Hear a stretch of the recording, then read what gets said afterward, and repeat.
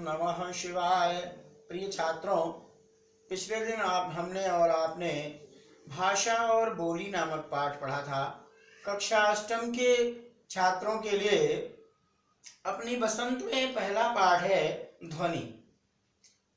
ध्वनि नामक कविता सूर्यकांत त्रिपाठी निराला बड़े प्रसिद्ध कवि रहे हैं, उन्होंने लिखी है।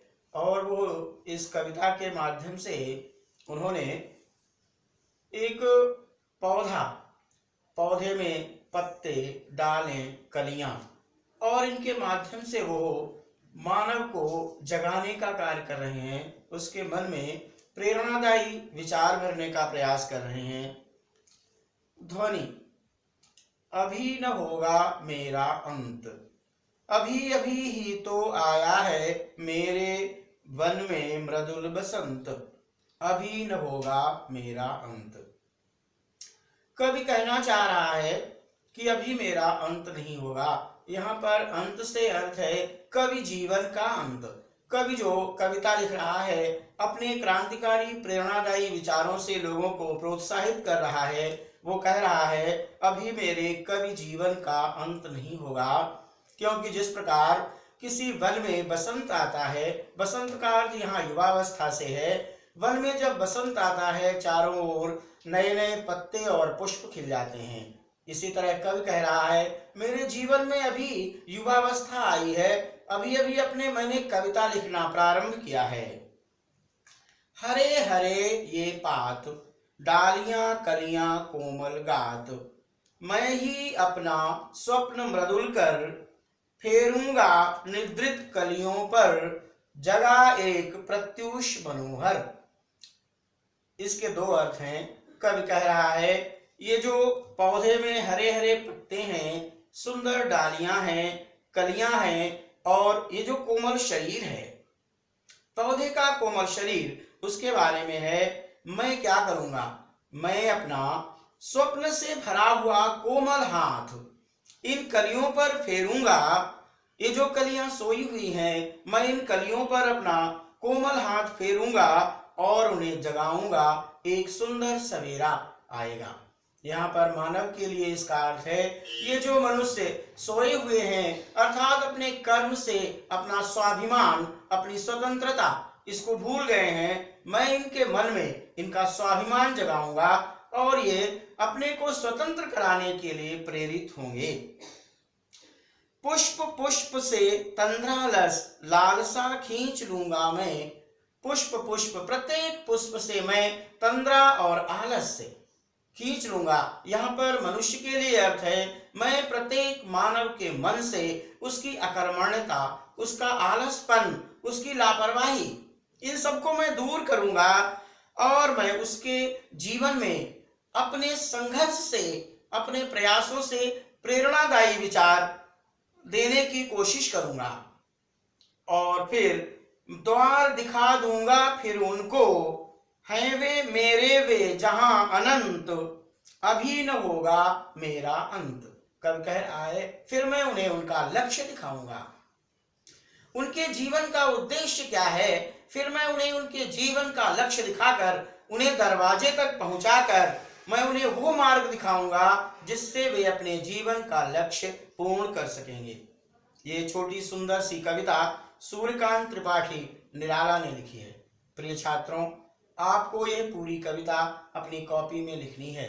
अगर आपके पास पुस्तक उपलब्ध है तो फिर इस पूरी कविता को लिखेंगे, इस पूरी कविता को याद करेंगे और इसकी व्याख्या भी लिखने की कोशिश करेंगे। मैं एक बार संक्षेप में व्याख्या बताऊंगा। ध्वनि नामक कविता सूर्यकांत त्रिपाठी निराला ने लिखी है। इसमें कवि पुष्प, कली और पत्ते के माध्यम से ये बताने की कोशिश कर रहा है किस तरह मनुष्यों के अंदर से अकर्मण्यता और लापरवाही को दूर कर उनमें प्रेरणादायी विचार भरूंगा। इसमें प्रश्न है कवि को ऐसा विश्वास क्यों है कि उसका अंत अभी नहीं होगा। उसे लग रहा है कि अभी ही उसने कवि कर्म करने का प्रयास प्रारंभ किया है, अभी उसने अपनी कविता लिखनी शुरू की है। फूलों को अनंत तक विकसित करने के लिए कवि कौन कौन सा प्रयास कर रहा है? फूलों को अनंत तक विकसित करने के लिए कवि अपने कोमल हाथ से कलियों पर फेरेगा और उन्हें जगाएगा। तीसरा प्रश्न, कवि पुष्पों की तंद्रा और आलस्य दूर हटाने के लिए क्या करना चाहता है? कवि पुष्पों की तंद्रा और आलस्य दूर हटाने के लिए अपने कोमल कर से उन पर हाथ फिराकर उनका तंद्रा और आलस्य दूर करना चाहता है। कविता से आगे, बसंत को ऋतुराज क्यों कहा जाता है? बसंत के अवसर पर ना अधिक गर्मी होती है और ना अधिक सर्दी। बसंत में समस्त रोगों को दूर करने वाली सुशीतल सुगंधित पवन बहती है, इसलिए बसंत को ऋतुराज कहा जाता है। बसंत ऋतु में आने वाले त्योहार हैं बसंत पंचमी, महाशिवरात्रि, होली और भी अनेक त्योहार हैं। आपको इनमें से किसी एक पर निबंध लिखना है। मैं चाहूंगा कि सभी छात्र होली विषय पर अपना एक सुंदर सा निबंध लिखेंगे और इसमें अनुमान और कल्पना, इसमें कुछ बहुत नहीं है। इसे छोड़कर भाषा की बात, इस विषय पर बात करेंगे। भाषा की बात में यमक अलंकार से संबंधित प्रश्न है। यमक अलंकार का अर्थ है जहां पर कविता में एक शब्द एक से अधिक बार आता है और उसके अर्थ अलग अलग होते हैं, उसे यमक अलंकार कहते हैं। जैसे कनक कनकते सौगुनी मादकता अधिकाय, कबीरा सोई पीर है जो जाने पर पीर। आपकी पुस्तक में भी कुछ उदाहरण हैं। तीन बेर खाती तेवे तीन बेर खाती हैं, अर्थात जो 3 समय भोजन करती थीं वे केवल 3 बेर पर ही अपना पेट भर रही हैं। कर का मन का डार दे, मन का फेर। ऐसे अनेक उदाहरण यमक अलंकार के हैं। अगला प्रश्न विशेषण और विशेष से संबंधित है। कोमल गात, मृदुल बसंत।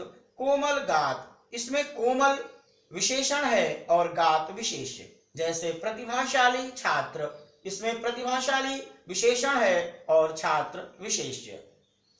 देशभक्त नागरिक, इसमें देशभक्त विशेषण है और नागरिक विशेष्य। विशेषण जो शब्द संज्ञा या सर्वनाम की विशेषता बताते हैं उन्हें विशेषण कहा जाता है। जैसे राम बहुत अच्छा छात्र है।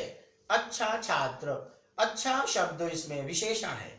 विशेषण के 4 भेद हैं: गुणवाचक विशेषण, परिमाणवाचक विशेषण, संख्यावाचक विशेषण और सार्वनामिक विशेषण। गुणवाचक विशेषण में गुण, दोष, अच्छाई, बुराई, रंग, स्वाद, इस तरह की बातें आती हैं। जैसे खट्टा नींबू, खट्टा स्वाद है। लाल वस्त्र, ये गुणवाचक विशेषण के उदाहरण हैं। परिमाणवाचक में नाप और तौल की बात होती है। जैसे 4 लीटर दूध। 25 छात्र, ये 25 छात्र संख्यावाची विशेषण में आएगा। संख्यावाची विशेषण में संख्या है और सार्वनामिक विशेषण, जो विशेषण सर्वनाम के जैसे प्रयोग होते हैं उन्हें सार्वनामिक विशेषण कहते हैं। एक बार पुनः ध्यान देंगे। गुणवाचक विशेषण में अच्छाई, बुराई। परिमाणवाचक में नाप और तौल आती है। संख्यावाचक में संख्या, ये संख्या निश्चित और अनिश्चित दोनों होती हैं। जैसे मैदान में कुछ छात्र खेल रहे हैं। अब ये कुछ शब्द अनिश्चित संख्यावाची विशेषण है। और सार्वनामिक विशेषण, यह मेरा घर है, इसमें यह शब्द सार्वनामिक विशेषण है। मुझे लगता है कि यह अपना पहला पाठ ध्वनि इतना ही ठीक है। धन्यवाद।